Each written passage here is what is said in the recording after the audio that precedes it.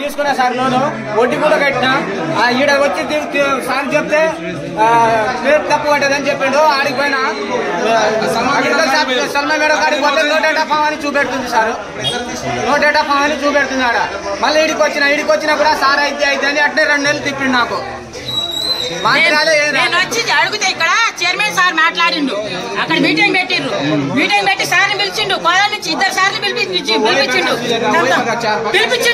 పిలిపించినప్పుడు నేను కంప్యూటర్లో చూపించిండు ఆయన.